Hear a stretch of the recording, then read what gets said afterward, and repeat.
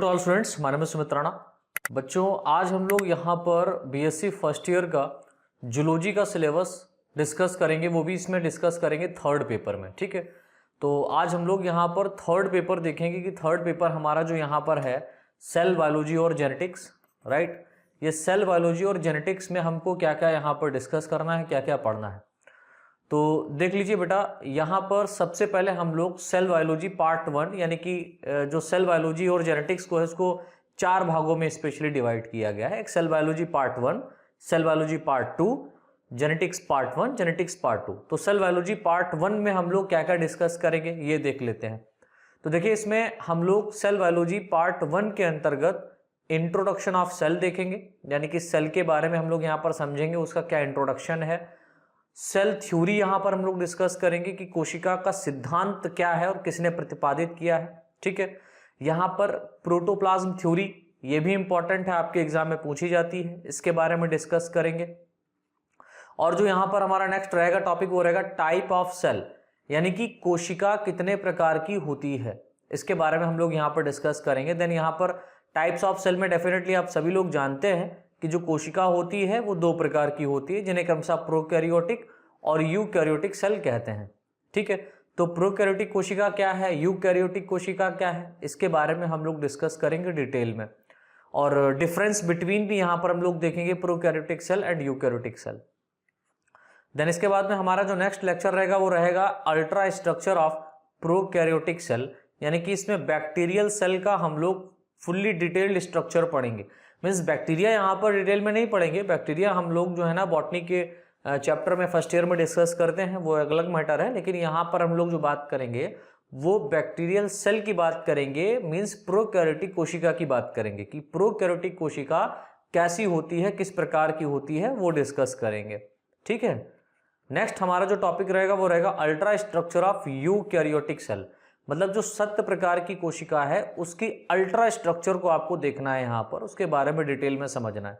और इसमें हम लोग स्पेशली बात करेंगे एनिमल सेल की, एनिमल जो कोशिका है उसके बारे में डिस्कस करेंगे, यानी जंतु कोशिका। अगला टॉपिक हमारा रहेगा difference between prokaryotic and eukaryotic cell. Then इसके बाद में हमारा इसी में रहेगा प्लाज्मा मेम्ब्रेन, यानी कि प्लाज्मा मेम्ब्रेन कोशिका झिल्ली के ऊपर भी हम लोग डिस्कस करेंगे, डिटेल में डिस्कस करेंगे। यहाँ पर ट्रांसपोर्ट भी देख लेंगे, किस तरीके से सब्सटेंस का ट्रांसपोर्ट होता है, एक्टिव वाइज, ठीक है, पैसिव वाइज किस तरीके से ट्रांसपोर्ट हो रहा है सेल के अंदर, मतलब सेल प्लाज्मा से, प्लाज्मा मेम्ब्रेन से जो सेल के बाहर सब्सटेंस पाए जा रहे हैं उनका सेल के अंदर जाना, और सेल के अंदर जो सब्सटेंस पाए जा रहे हैं उनका सेल के बाहर निकलना डेफिनेटली प्लाज्मा मेम्ब्रेन के द्वारा होगा। तो उसको हम लोग डिस्कस करेंगे यहाँ पर, कैसा वो प्रोसेस है, क्या मैकेनिज्म है, क्या एक्टिविटीज हैं, वो देखेंगे। देन उसके बाद में नेक्स्ट टॉपिक हमारा रहेगा सेल जंक्शन।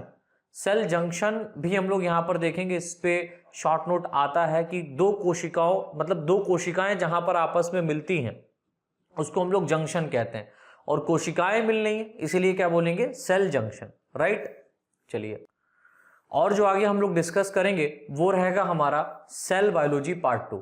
अब सेल बायोलॉजी पार्ट 2 में क्या क्या हम लोगों को पढ़ना है बेटा वो देख लेते हैं, है ना। तो देखिए, सेल बायोलॉजी पार्ट 2 के अंतर्गत हमारा जो पहला टॉपिक यहाँ पर रहेगा, मतलब हम ये कह सकते हैं यूनिट सेकंड हम यहाँ पर कह सकते हैं, यूनिट वाइज जो बच्चे यहाँ पर पढ़ रहे हैं वो यूनिट सेकंड डाल सकते हैं। और स्पेशली MJPRU के जो बच्चे हैं, ठीक है, रॉयल खंड यूनिवर्सिटी से बिलोंग करते हैं बच्चे, उनके लिए बहुत ही बेनिफिटेड सिलेबस है, क्योंकि मैं इसी से रिलेटेड पढ़ा रहा हूँ। लेकिन इसके अलावा हमारी यूपी की और भी बहुत सारी यूनिवर्सिटी, जैसे चौधरी चरण सिंह यूनिवर्सिटी हो गया, DDU यूनिवर्सिटी हो गया, और भी बहुत सारी यूनिवर्सिटी हैं, प्रयागराज की यूनिवर्सिटी का अगर आप देखें तो उनका भी सिलेबस आपका बिल्कुल मैच करता है BSc जनरल वालों का, और भी बहुत सारी यूनिवर्सिटी हैं। ठीक है, अब ये सिलेबस आप देख लीजिए, अगर आपके सिलेबस से, आप किसी भी यूनिवर्सिटी से बिलोंग कर रहे हैं बेटा, अगर आपके यूनिवर्सिटी से सिलेबस मैच करता है तो आपके लिए काफ़ी बेनिफिट है, आप एप्लीकेशन पे आकर के उसको देख सकते हैं। तो यहां पर जो पहला टॉपिक हमारा रहेगा वो रहेगा एंडोप्लाज्मिक रेटिकुलम, ठीक है, ER, एंडोप्लाज्मिक रेटिकुलम को शॉर्ट में हम लोग बोलते हैं ER। सेकंड हमारा जो सेल ऑर्गेनल्स रहेगा वो रहेगा राइबोसोम, ठीक है, राइबोसोम जो प्रोटीन सिंथेसिस में पार्टिसिपेट करता है, प्रोटीन संश्लेषण कराता है।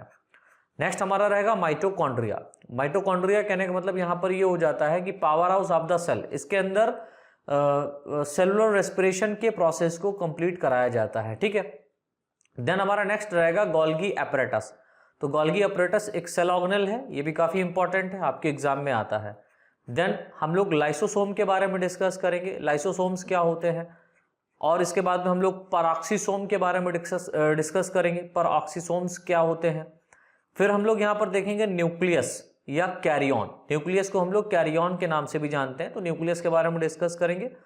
इसमें न्यूक्लियोलर साइकिल के बारे में लोग देखेंगे, न्यूक्लियोलर साइकिल क्या होती है, न्यूक्लियस के अंदर किस तरीके से साइकिल चलती है, रन करती है। देन नेक्स्ट टॉपिक जो हमारा रहेगा वो रहेगा न्यूक्लिक एसिड के ऊपर, ये भी काफी इंपॉर्टेंट है, न्यूक्लिक एसिड के विषय में हम लोग डिस्कस करेंगे। न्यूक्लिक एसिड के साथ साथ हम लोग यहाँ पर क्रोमोसोम के बारे में डिस्कस करेंगे।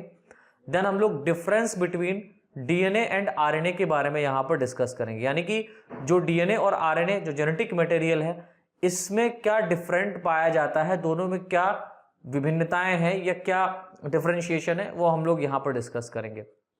इसके बाद जो हमारा नेक्स्ट टॉपिक रहेगा वो रहेगा Watson and Crick model of DNA, बहुत इंपॉर्टेंट है, आपके एग्जाम में कई बार ये पूछा जाता है, तो उसके बारे में डिस्कस करेंगे।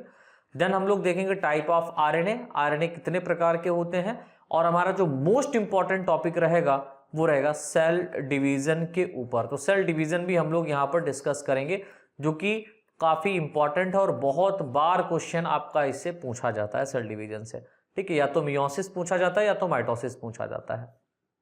इसके बाद हम लोग यहाँ पर डिस्कस करेंगे जेनेटिक्स के बारे में, और जेनेटिक्स में भी हम लोग देखेंगे जेनेटिक्स पार्ट 1।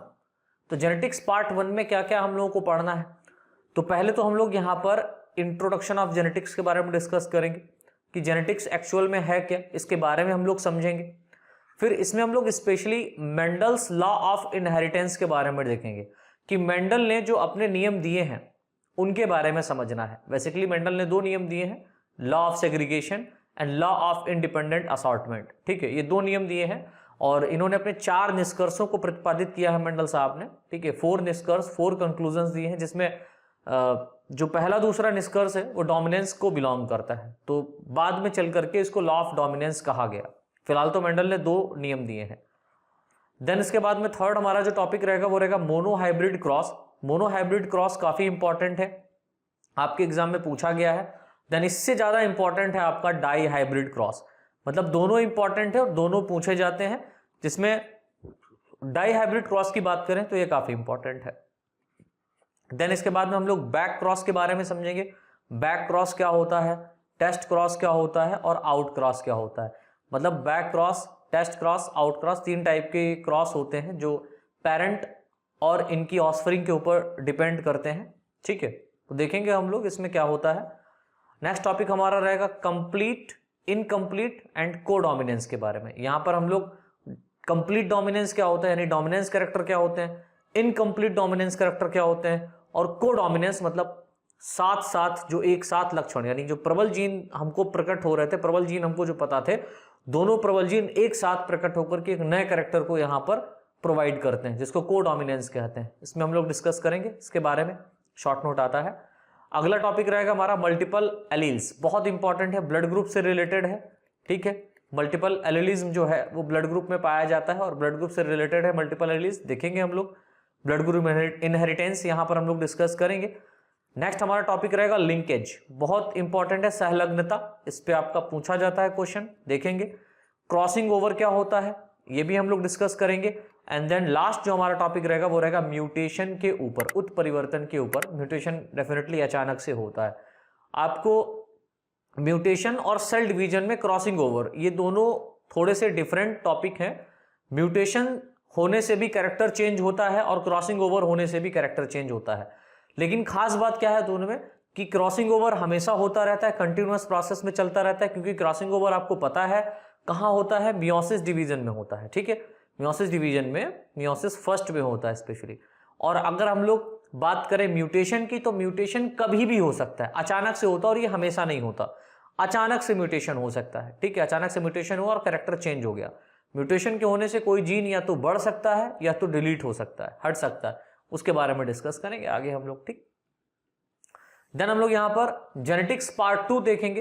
तो जेनेटिक्स पार्ट 2 में हम लोगों को क्या क्या डिस्कस करना है, बहुत ही कम टॉपिक्स इसमें दिए गए हैं और जो इंपॉर्टेंट टॉपिक हैं वो मैंने डिस्कस किए। इसके अलावा और भी जो इंपॉर्टेंट रहेंगे इस टॉपिक से रिलेटेड वो भी मैं अपलोड कर दूंगा वीडियोस। तो पहला जो टॉपिक रहेगा वो रहेगा सेक्स डिटर्मिनेशन, काफी इंपॉर्टेंट, आपका पूछा जाता है सेक्स डिटर्मिनेशन, बहुत इंपॉर्टेंट है। सेकंड है सेक्स लिंक्ड जीन, यानी कि जो सेक्स लिंक्ड जीन कहने का मतलब होता है कि ऐसे कैरेक्टर, या हम ये कह सकते हैं कि जो माता पिता से जो उनकी जनरेशन में या जो कैरेक्टर क्रोमोसोम के थ्रू जा रहे हैं वो सेक्स क्रोमोसोम कहलाते हैं।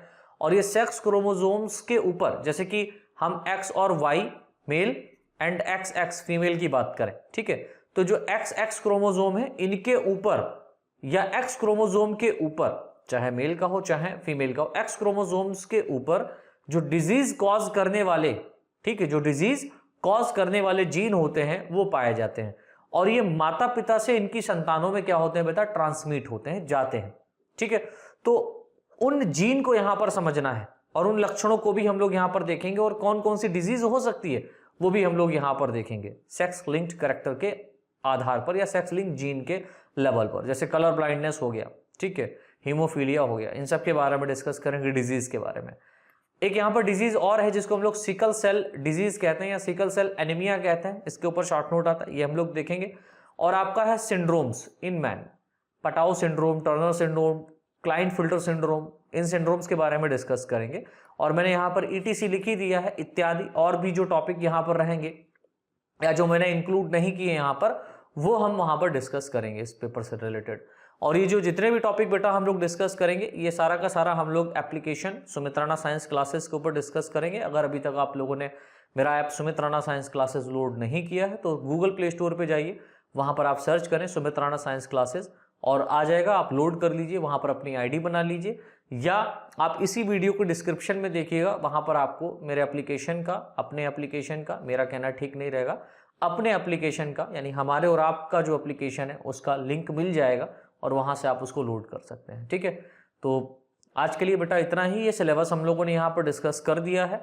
प्रीवियस वीडियोस में अपलोड कर ही रहा हूँ यूट्यूब के ऊपर, जो पुरानी वीडियोस हैं वो आ ही रही हैं और वो आ चुकी हैं, और जो नए तरीके से वीडियोस यहाँ पर ये जो आपको हाई डेफिनेशन वीडियोस जो बढ़िया सी वीडियोस लग रही हैं, ये हाई क्वालिटी की वीडियोस आपको ऐप के ऊपर और YouTube के ऊपर, दोनों के ऊपर देखने को मिलेगी, लेकिन YouTube के कंपैरिजन में ऐप के ऊपर ज़्यादा ही अपलोड की जाएंगी और YouTube पे कम अपलोड की जाएंगी। तो आशा करते हैं आपको ये समझ में आया है। और अगर आपका 75 to 90% अगर मतलब 75 to 90% अगर सिलेबस मैच कर रहा है तो आपके लिए ये पैकेज बेहतर है, आप इसको खरीद सकते हैं। और जो आपका मैच नहीं कर रहा है सिलेबस, उसको आप अपने आप तैयार कर सकते हैं अगर आप कहीं कोचिंग नहीं जा पा रहे तो। फिलहाल तो 70% आपकी प्रिपरेशन यहाँ से अच्छे से हो जाएगी, 30% आप खुद तैयार कर लीजिए।